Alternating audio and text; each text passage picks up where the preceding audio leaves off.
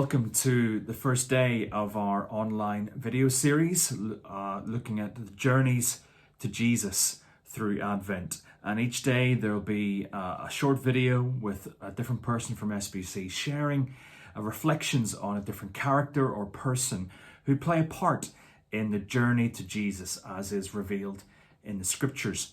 And today we start at the very beginning, as Mary Poppins suggests we should.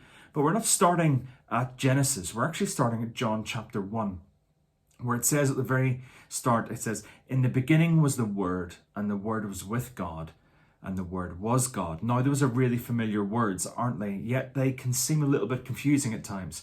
In fact, John's Gospel is so different to the other three Gospels that we've got that some people have considered it more theological, more poetic, more reflective, more abstract perhaps, or just sometimes plain odd and not incomprehensible. And it's so true of this start of his gospel where he is talking about this term, the Word. Now, it's a Greek term called logos, and there's two ways of understanding the Word. There was a Jewish way, which was like the Word was the Word of God, the Word that came out of God's mouth, and when he speaks, then creation happens. So there's that understanding of it. But there's also a Greek understanding of the word logos, which was a Greek philosophical understanding, that it was the idea of the reason, the rationale, the order and the creative force that was at the root of all creation and all the cosmos. And so here is John at the start of his gospel using language and concepts that were familiar to listeners and readers in his day. Now, we may not readily kind of connect with that idea, but perhaps today a similar understanding of the word logos would be the operating system of the universe, or as Gerard Kelly puts it, the universe's source code, the thing that joins it all together, that makes sense of it. Now, John is saying that at the very heart of this, God is fundamental to all that there is and all that there is in the cosmos, and that this fundamental nature, this fundamental force who is God and also with God, is the source of all life and all light. Now, it's all pretty weird, a little bit abstract so far, but it's also intensely beautiful if we think about it, with a real sense of wonder, this joined upness to the universe. But in the midst of this kind of abstract philosophical ideas, I think verse 14 breaks into it, and it says, "The Word," that logos, "became flesh and lived among us."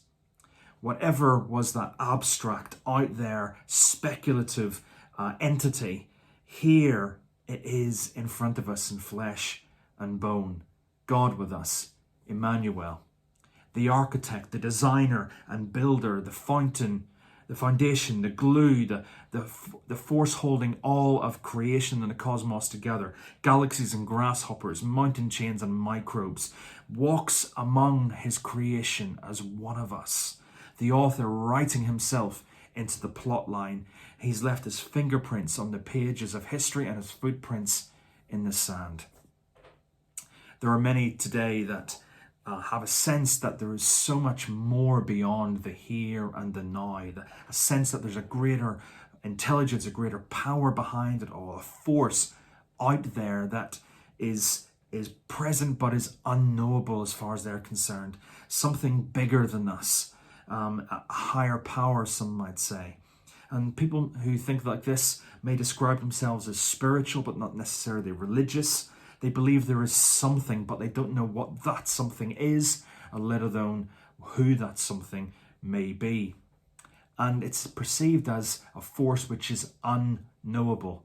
And it's true that there is a deep primal knowledge of the unknown force beyond this universe, beyond the beauty and world and complexity in this cosmos. And John says at the very outset of his book that this, what seems to be an unknown force or power, this something is indeed very knowable and has made himself known among us. Jesus says later on, if you've seen him, you have seen the Father. If we want to know what God is like, in fact, who God is, we only need to look at Jesus, because God has made himself known in Jesus, not as a far-off philosophical, theological, or cosmological concept, but a person, Jesus, the Word made flesh, all that makes sense of this universe, made flesh and walking among us. God with us, Emmanuel.